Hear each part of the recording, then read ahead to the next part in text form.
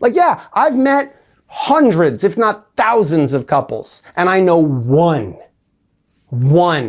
that is legitimately happy and like really seem to just feed that happiness by that marriage that they have. And they both as individuals have become the best version of themselves by being, you know what? Like if that's, they won the lottery. So buy the ticket, I guess, you know, but I mean, don't make that your retirement plan.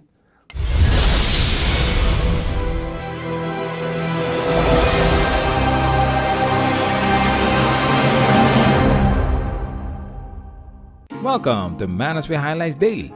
Shout out to Mr. McKay for this video. Hey Manosphere, love your YouTube videos.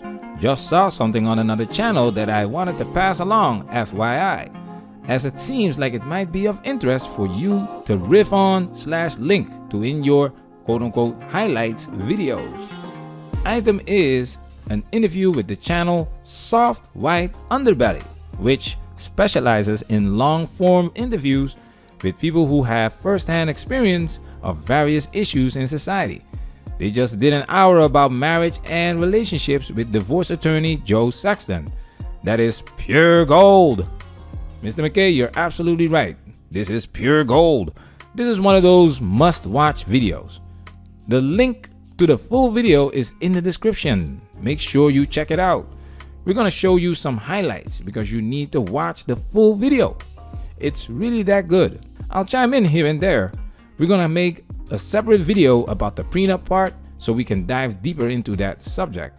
Now, without further ado, let's get this highlight reel started. What an attractive woman. And when I say attractive, I don't just mean attractive, I mean even just sexually confident.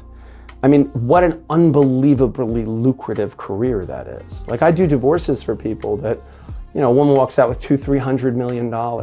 He was an analyst at Goldman Sachs who built a hedge fund and then sold it and then used his trading algorithm to build it up to $500 million. She was hot and slept with him for a while and then stopped and started sleeping with other people and playing tennis and having Botox, and she's going to get half. Like that's f***ing incredible. Like, do you know what he had to do to get that? And what she had to, I'll f*** that guy for $200 million. Are you kidding me? Like, that's insane. That's incredible. Like, and God bless. I mean, I'm not saying that this person, this is the rules of the game, you know, but you can't argue that that's not easier than going to Harvard. No, for sure. But then the payoff, the trade-off for that is that when they hit a certain age, the value decreases. Play it right. Any stock, if you hold it too long, it's going to go down, you know, like, so play the stock the right way. I mean, fellas, if this is a game, I want you to play to win. Women are doing a much better job playing this game, at least the short-term game. Fellas, winning starts with understanding how this game works. Listen carefully. Well, I think there's a distinction that has to be made between pair bonds and marriage, right? Marriage is a government concept. Marriage is a contract. Marriage is a legal status.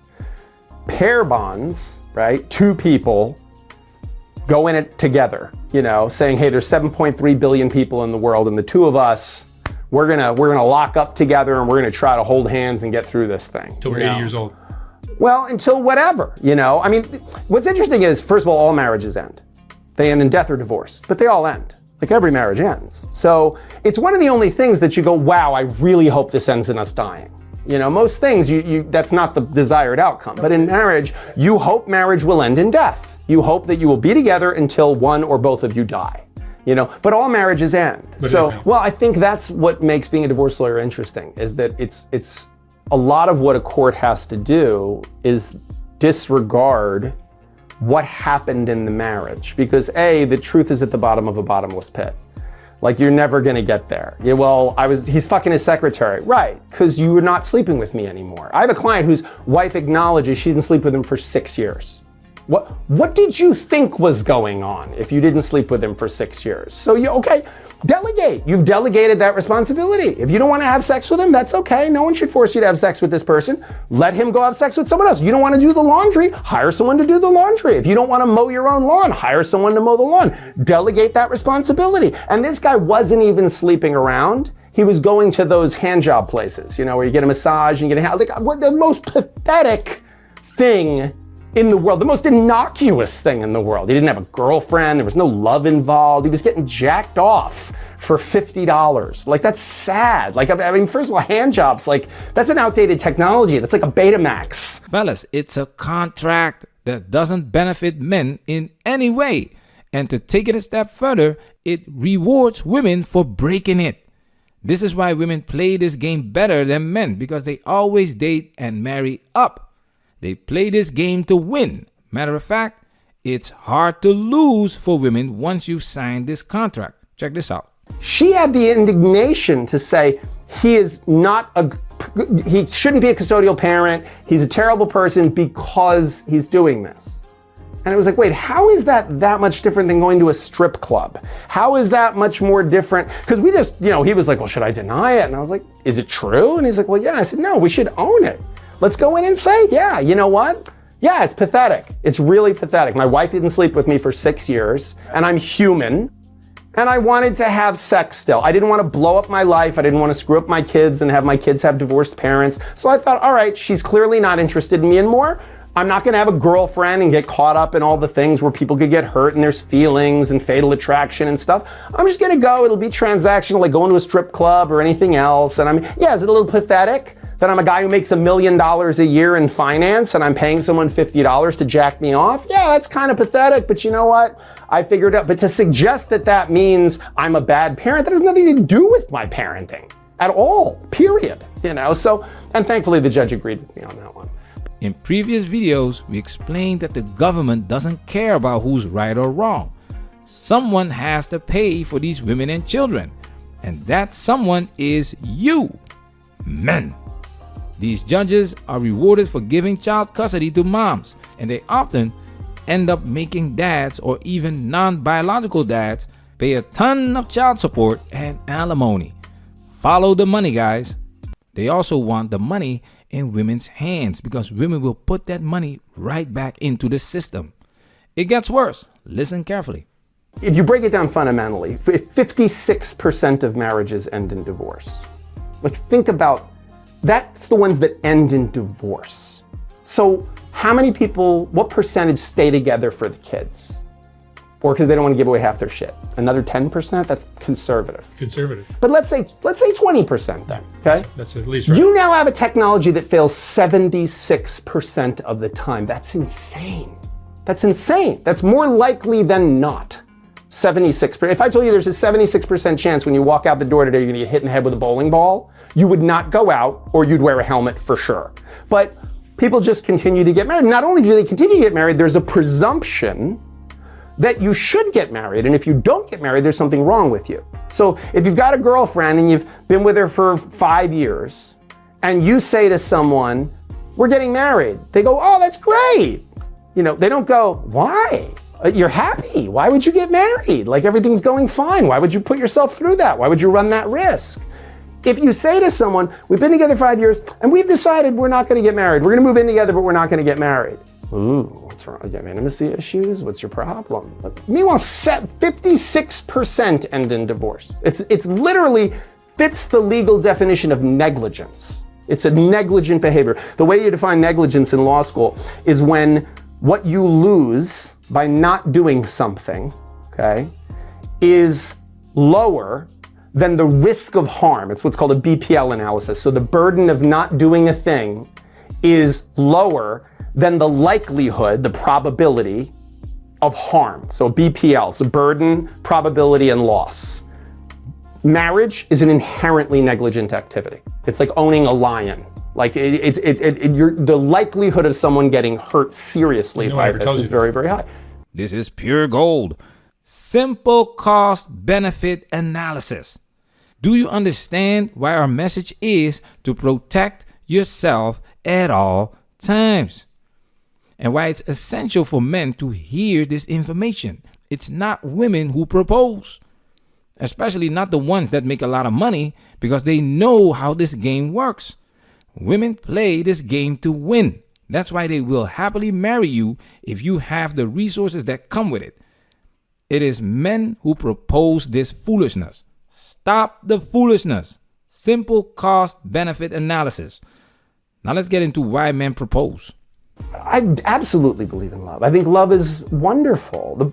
But love and marriage have very little to do with each other. I don't think there's much of a correlation there. And I think that's where we got off track. Like, I believe in pair bonds. I don't think I can learn everything I need to know about myself from myself. I think having someone around me who sees my blind spots, and that doesn't have to be a romantic partner. That could be a friend, that could be any number of things. But there is something wonderful about romantic connection. We know that. I mean, the other statistic is 56% of marriages end in divorce, but 84% of people who get divorced are remarried within 5 years of their divorce. Really? Let's think about that. So now you've done it and failed and felt the pain of the loss, and within 5 years, 84% are remarried. Love is a hell of a drug. It clouds your judgment. A lot of this foolishness comes from love because they have linked marriage with love. Bad news about marrying for love is that the love drug, these love chemicals, don't last forever. Max 3 years. Now, this idea of love and marriage was more effective back in the day because society was different. Times have changed. Let's get into the sociological aspect. There's so much expectation that comes with marriage culturally. We've created so much stuff around it. Like when you marry someone, they're supposed to be, at least in the modern Western model, your best friend, best roommate, best co-parent, best travel partner, best roommate, best everything, best activity partner. Like how would one person be all of those things? That's insane. Like if I was interviewing for a job and said, I want you to be the best typist, and I also want you to be best on the phone, and I also want you to be great at that, and I ran down a list of dissimilar things, like, or if I went to an amazing chef and I said, I know you're a great chef, but can you farm? Like, well, that has to do with food, but they're not the same thing. Like, what are you talking? So I think, why do we put on people this idea, like whoever came up with the word soulmate, really we should be paying, like divorce lawyers should be paying that person dividends. Because we've convinced people that if this person isn't meeting every one of your needs, checking all of these boxes, they're not your soulmate. Your soulmate would know exactly what to do, exactly what to say at exactly the right time. Romance is based on fantasy, fairy tales. Reality is not sexy, but it's healthy. It's interesting how people prefer to live miserably in delusion rather than content in reality. That's the impact of society. This is the Matrix doing, fellas. Like he said, divorce lawyers should pay dividends to the person that invented the word soulmate. This is business. This man is getting paid. The red pill is a tough pill to swallow. Check this out. I mean, I believe people believe in marriage. No, but do you? Yeah. Do I believe in marriage? I don't. I don't think it's a seen. useful technology. I understand culturally why people do it, but I don't think people should need it. I know I certainly don't need marriage. I don't think marriage, I was married. I was married before I really ever thought about what does that mean. You know, I married my college sweetheart. You know, I got married because that's what you do. You get married, you know. But I hadn't thought about it as a technology and why it's there. I didn't understand it the way I do now. You know, there's a line from a Joseph Brodsky poem that he wrote when his wife died, where he says, I wish I knew no astronomy when stars appear. And I feel that way as a divorce lawyer. Like, I wish I knew no astronomy when stars appear. I wish I didn't know what the end of so many marriages looks like, because I think I would have a more optimistic and unrealistic view of it. I would. Yeah, but you'd be divorced and giving away half your. I'd be foolish. Yeah, I'd be as foolish. But I don't know that it's always good to know, right? Sometimes there's tremendous joy to be had, and like falling feels like flying for a little while, you know. Till you hit the ground, yeah. It feels really good. But as I said, fellas, it's hard to love and understand a woman at the same time. This is why a lot of men turn red pill after divorce. That's when they learn the truth about female nature and the crooked system. Red pill rage kicks in because of the realization that you've been lied to. But nowadays, young men are virgins. They can't get a girlfriend. They don't have the girlfriend/wife experience to red pill them, but they have early access to red pill content. So it will be interesting to see what Western society looks like in the next 7 to 10 years. Well, marriage is a technology that was designed for when women died in childbirth and when men died in their 40s if they were lucky. 50s if they were super lucky. Like if you were in your 50s, your 60s, you were an elder. That was pretty amazing. And most women died in childbirth. Like childbirth is traumatic. It's a traumatic thing. And before modern medicine and before we understood antibiotics. So marriage is I don't think anyone ever planned that it was going to be, okay, we're going to do this forever. We're going to do this till we're till we're 100. But I think that's part of a bigger problem. I don't remember who said it, but I remember someone saying, I can't remember who it was, but we are prehistoric creatures, right? Like we are biological creatures living in medieval institutions like education, work, with godlike technology. How do you think that ends? Like you think that ends in happily ever after? Like that's insane. Like marriage was not designed. Think about even the early days of marriage. Think about every Rodgers and Hammerstein musical. Think about Oklahoma. Where you'd have there's the 3 people in town that aren't married. And you sort of pick which of the 3 you were going to go be with. And now you have access to just an endless supply of the opposite sex, or I shouldn't even say the opposite sex. You have an endless supply of romantic partners in a device in your hand. How does that possibly stand up? How does marriage, the idea of monogamy, forced monogamy or enforced monogamy, how does that ever survive in that environment? I don't think it can. I don't think it's realistic. The statistics prove me right. The statistics are absolutely in my favor. Now, again, get married as many times as you want if you have a prenup. If you have a prenup, go get married. Getting married is a blast. Being married is. The definition of insanity is doing the same thing over and over and expecting different results. It's a new day. Get that traditional mindset out of your system or go somewhere where this still works. Play the win, fellas. Don't get married, even with a prenup. What's your why? You can do these spiritual marriages without contracts. Remember, cost-benefit analysis. We're going to make a separate video about prenuptial agreements. You think marriage will change in the next 20 years? No.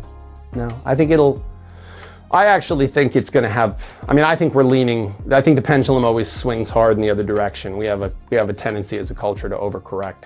So I think we're heading into a spiral of traditional stuff. Really? I think you're going to see people getting super religious again. People are going to get super dogmatic. I think we're going to see the trad wife thing. We're going to see the hyper-masculinity. We're going to see a very, we've gone so far in the direction of postmodernism where nothing means anything and everything's just, there is no definite. We become like Sartre, we've become so postmodern that it's become almost a form of rugged individualism. I think we're going to swing in the other direction now, and traditional institutions are going to get popular again. It will be. From a marriage place, it's going to be great because I think people are going to get married. People were slowing down on getting married for a while. Sure. And they were getting married later. And they were having kids later. We're declining to have kids.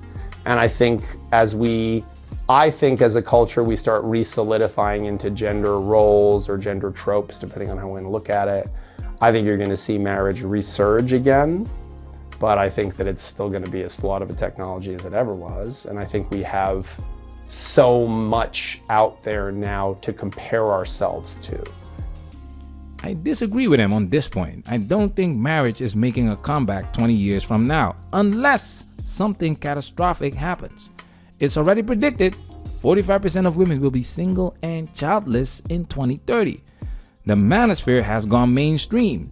men understand the foolishness of marriage, so they opt out or take their talents elsewhere, and young men are waking up early.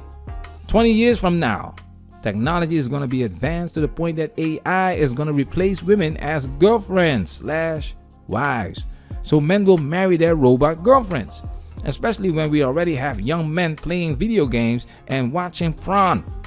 AI is also going to take a lot of jobs away from women. However, as long as women don't directly need a man to survive, marriage is not making a comeback. The government will probably look for a way to tax men for being single working men, because somebody has to pay for these women and children. Let me know your thoughts in the comment section. Manosphere, we working. Protect yourself at all times. This video has officially been highlighted.